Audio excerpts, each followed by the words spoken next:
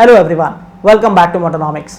आज की वीडियो थोड़ी सी अलग होने वाली है क्योंकि आज की वीडियो में मैं किसी कार का या बाइक का रिव्यू नहीं करूंगा, बल्कि मैं आप लोग को समझाने की कोशिश करूंगा उन टर्म्स को जिसको अभी तक मैं अपनी वीडियोस में इस्तेमाल करता आया हूं।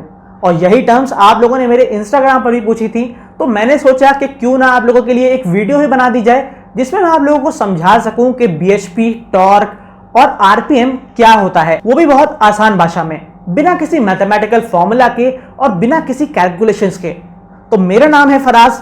एमएन नॉलेज की सीरीज की इस पहली वीडियो को स्टार्ट करते हैं। तो आप लोग इस वीडियो को थोड़ा सा ध्यान से देखिएगा और मेरे साथ एंड तक बने रहिएगा, क्योंकि मैं आपके लिए एक ऐसी बोनस टिप लेके आया हूं जिसमें मैं आपको बताऊंगा कि आप एक सब्जी की मदद से अपनी कार की एक टूटी हुई चीज को जोड़ सकते हैं। तो पूरी तरीके से उस चीज को जानने के लिए बने रहिए हमारे साथ। तो सबसे पहले हम लोग बात करते हैं टॉर्क की, कि टॉर्क क्या होता है। आप लोगों ने मेरी वीडियो में काफी बार सुना होगा कि मैं कहता हूं कि ये गाड़ी में इतना टॉर्क है, ये गाड़ी इतने आरपीएम पे इतना टॉर्क जनरेट करती है। तो इसका मतलब क्या होता है? देखिए, टॉर्क कहते हैं ट्विस्टिंग फोर्स को, रोटेशनल फोर्स को। जब किसी चीज को घुमाने के लिए जो ताकत लगाई जाती है उसको हम लोग टॉर्क कहते हैं। अब इसी चीज को हम लोग एक एग्जाम्पल से समझ लेते हैं। मान लीजिए कि मेरे पास एक रिंच है और इस रिंच से जब मैं किसी बोल्ट को खोलता हूं और इस रिंच पे लगने वाली फोर्स को हम लोग टॉर्क कहते हैं। अब बात करते हैं कि टॉर्क निकाला कैसे जाता है, क्या फॉर्मूला होता है इसका। बहुत सिंपल सा फॉर्मूला होता है इसका। मान लीजिए कि इस रिंच का जो डिस्टेंस है, जितनी दूरी से मैं इस रिंच को पकड़ा हुआ है और इस पे लगने वाली फोर्स को जब मैं मल्टीप्लाई कर दूंगा, मतलब फोर्स मल्टीप्लाई बाय डिस्टेंस, इसको जब मैं मल्टीप्लाई कर दूंगा तो हमारी टॉर्क की वैल्यू आ जाती है। ये मैं आपको बहुत ही सिंपल लैंग्वेज में बता रहा हूं, इसके लिटरल मीनिंग में मत जाइएगा, ठीक है। तो ये फॉर्मूला होता है टॉर्क का। अब अगर हम बात करते हैं कि सिंपल बाइक की लैंग्वेज में अगर मैं बात करूं तो टॉर्क क्या होता है, आप लोग ये समझ लीजिए सिंपल भाषा में कि टॉर्क होता है गाड़ी का पिकअप। जब आप क्लच छोड़ते हैं तो जब आपकी गाड़ी जो भागती है ना, उस पर जो आपको झटका लगता है उसको हम लोग टॉर्क कहते हैं। मान लीजिए कि अगर मैं किसी बाइक की बात करता हूं, रॉयल एनफील्ड 350 सीसी की बात करता हूं, तो उसमें 27 से 28 एनएम का टॉर्क जनरेट करती है वो गाड़ी। और आपने देखा है कि रॉयल एनफील्ड की क्लासिक 350 को काफी ज्यादा इस्तेमाल किया जाता है टूरिंग के लिए। लोग लद्दाख जाते हैं और बाकी टूर्स करते हैं रॉयल एनफील्ड की बाइक्स पर। तो आपने देखा होगा कि लोग उस पर काफी ज्यादा लगेज भी कैरी कर लेते हैं और खुद भी बैठ जाते हैं, और ऊपर से बाइक का वजन भी 200 किलो से ज्यादा है। अगर मैं बात करूं तो इस बाइक को कुछ भी नहीं होगा, क्योंकि ये एक टॉर्की व्हीकल है, इसमें बहुत अच्छा टॉर्क है।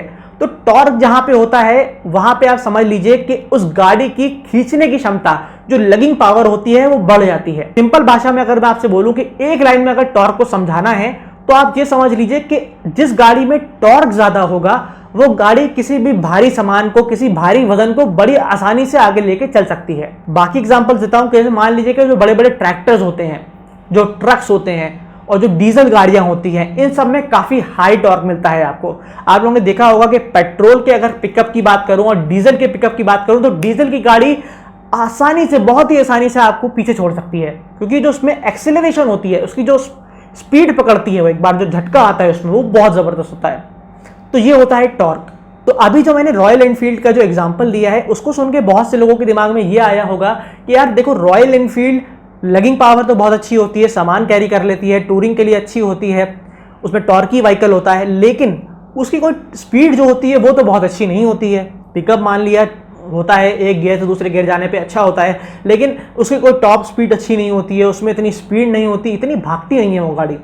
तो देखिए, रॉयल एनफील्ड का ऐसा होने के बहुत सारे वजह हैं, लेकिन हम उस वजह को डिस्कस नहीं करने आए हैं। हम बात करने आए हैं कि ऐसा क्यों होता है, क्या फैक्टर इस चीज़ को इम्पैक्ट करता है।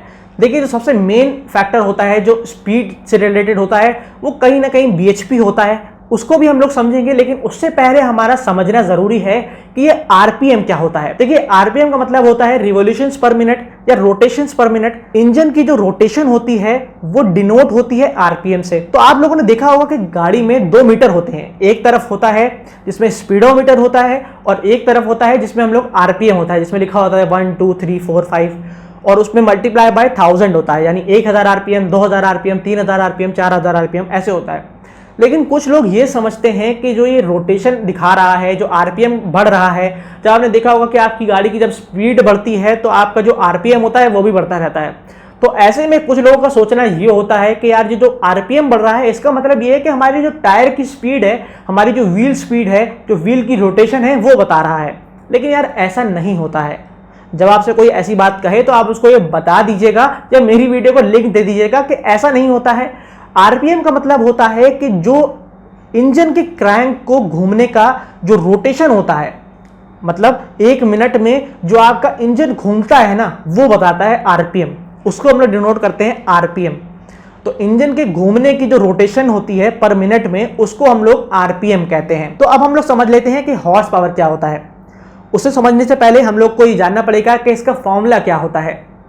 देखिए, मैंने आपसे कहा था कि मैं आपको कोई फॉर्मूला नहीं बताऊंगा, ना ही कोई मैथमेटिकल कैलकुलेशंस में उलझाऊंगा, इसीलिए मैं आपको खाली फॉर्मूला दिखा रहा हूं। आप लोग खाली देख लीजिए, फिक्र मत करिए, आपको डीपली घुसने की जरूरत नहीं है। तो इसका फॉर्मूला होता है, हॉर्स पावर का फॉर्मूला होता है torque multiply by RPM divided by 5252। तो जैसा कि आप लोगों ने देख लिया कि हॉर्स पावर के फॉर्मूले में 2 चीजें आ रही हैं, पहला टॉर्क, दूसरा आरपीएम, और दोनों ही चीज हम लोग समझ चुके हैं। इसीलिए मैंने आपको हॉर्स पावर बाद में समझाया था। तो हॉर्स पावर को अक्सर लोग बीएचपी ही कहते हैं। बीएचपी का मतलब होता है ब्रेकिंग हॉर्स पावर और हॉर्स पावर। इन दोनों में थोड़ा सा डिफरेंस होता है, बीएचपी और एचपी में थोड़ा सा डिफरेंस होता है, लेकिन इस डिफरेंस को समझा के मैं आपको कंफ्यूज नहीं करना चाहता। तो आप लोग बस इतना से समझ लीजिए कि हॉर्स पावर या फिर बीएचपी क्या होता है कि जब आपकी गाड़ी में बीएचपी ज्यादा होता है तो आपकी गाड़ी की टॉप स्पीड ज्यादा होती है, और जब आपकी गाड़ी में बीएचपी कम होता है तो ऑब्वियसली आपकी गाड़ी की टॉप स्पीड कम हो जाती है। तो इसका जो रिलेशन होता है वो गाड़ी की टॉप स्पीड से होता है।